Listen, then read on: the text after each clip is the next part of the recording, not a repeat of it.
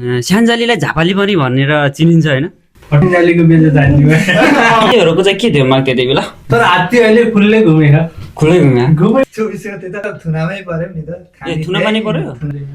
कतिलाई चाहिँ छैन भन्छ अब 100% ना 1-2% राम्रो होला नि अरु सबै भनेपछि अनि जापानिजहरूले चाहिँ कस्तो विदेशी भन्ने हुन्छ नि विदेशी अलि गाईको चिन है यो भन्दा नि हेर्ने नजरहरू चाहिँ कस्तो छ त जापानिजहरूको? हाम्रो उससँग त म खत्रै भेट्टे खाले जाने बेला बेला यस्तो नि चल्छ रे रक्सी खाएर चाहिँ जापानिजले बजाइदिइराख्यो अब यहाँ नेपालीलाई मनमा त अलिकति बढी नै दुःख छ भन्छन् कि कुरा चाहिँ अलिक बढी दुःख जस्तो लाग्छ गिरिगिरीले आफूलाई नि गिरिगिरी नै हो समुद्रमाथि पुल बनाइदिए कि अब हाम्रो खोलामा पुल बनाउन सके होइन यो नि अब कि त बमै खस्नु पर्यो रेसिपीमा जस्तो चाइनाको सामान थोरै आएर त होइन हाम्रो देश डेभलप नभएको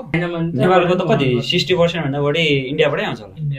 के बेलाले चाहिँ के कुरामा मन परेन हाम्रो जेन्जीहरूलाई चाहिँ खासमा भन्दै नारा लगाउँदै हिँड्यो कि हामी यो गाउँघरमा हो वर्ष के रे पत्रकार टिकटकर भएपछि संसद भवनभित्र अब कुनै माया प्रेम बस्छ संसद भवन त्यसको एडिटर त रमाइलो लाग्छ सेवाले आफैले हालौँ जस्तो हुन्छ राजा नै ल्यायो भन्छु म त है त्यो त अब जेनजीले उठेर देखाइदिने भने सकिहाल्छ पहिला पहिला होइन नयाँ प्रधानमन्त्री भयो कि बिजनेसम्यान सबभन्दा पहिले भेट्न जान्थ्यो नि त्यो चाहिँ किन हो जस्तो लाग्छ? 2 घण्टा नि होइन 23 घण्टामा है